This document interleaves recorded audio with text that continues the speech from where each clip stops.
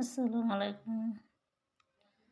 এই যে আমি এখন রান্নার রেডি করলাম, মাছ ভাজতে চাপাই দিলাম। এখন রান্না করব। ভাজা করতে অনেকটা টাইম লেগে যাচ্ছে। কড়া করে এবার না ভাজলে ভালো লাগে না, তাই এতটা টাইম লাগছে। দেখে আস্তে আস্তে ভাজছি, কারণ আরেকবার দিতে হবে। ছোট কড়াই তো আমার হয় না, একবারেই হচ্ছে না। রান্না করতে করতে মাছ ভাজতে ভাজতে ভাত চাপাই দিয়েছি। এদিকে আবার আরও আলাদা একটা কাজও করা যাচ্ছে। সবজি কাটতে বাকি ছিল, সবজিগুলোও কেটে নিলাম। তারপরে এবার ছোটো বাচ্চা আছে, ওর দিকে ধ্যান দিতে হচ্ছে।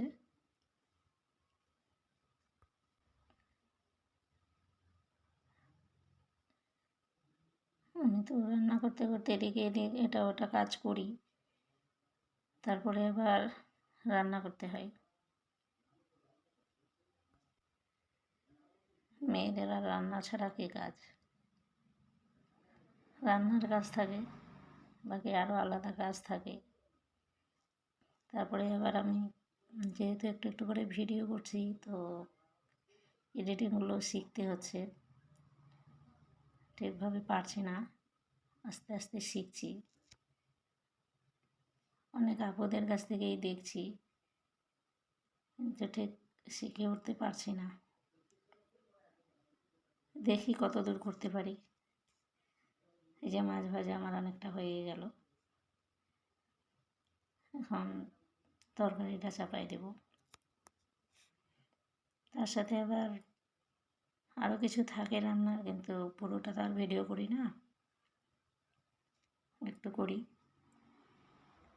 পুরো যেহেতু আমি এখনও শিখিনি ভালো করে, তাই বেশি বড় করেও করি না, ছোট ছোট করেই করি। যেদিকে দেশি কুল আছে, তো রান্না করতে করতে কুল খাবো।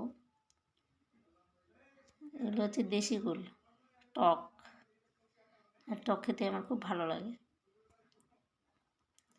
অন্য সময় তো সময় হয়ে ওঠে না, যখন খাওয়ার টাইম সেই সময়ে তো খাওয়া যায় না। এদিকে রান্নায় ব্যস্ত থাকি, তাই আমাকে অন্য সময় খেতে, ওই রান্নারই সময় খেতে হচ্ছে। লবণ দিয়ে একটু একটু করে খাবো। এদিকে রান্নাও হবে, যেহেতু মাটির উনুনে রান্না করছি না, তো গ্যাসেই চাপাইছি। এই জন্যে আর কি খাওয়ার একটা সুযোগ হবে। আর দেশি কুল খেলে পরে তো খুব উপকারও হয়। এদের মাঝে মাঝে আমার তরকারিটাও হয়েই আসছে, কষা হয়ে গেল। এদিকে জল দেব।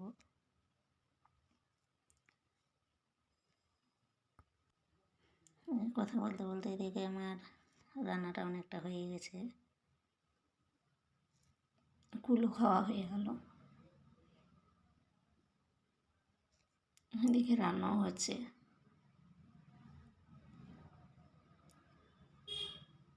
ধনে পাতাগুলো অন্য জায়গায় ওইসব কেটে রাখিনি, তো এখনই কেটে কেটে দিয়ে দিচ্ছি।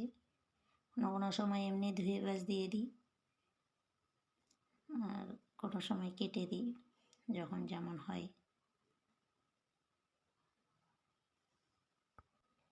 তো আপনারা সবাই ভালো থাকবেন, কে কেমন কেমন আছেন জানাবেন। আসসালামু আলাইকুম, টাটা।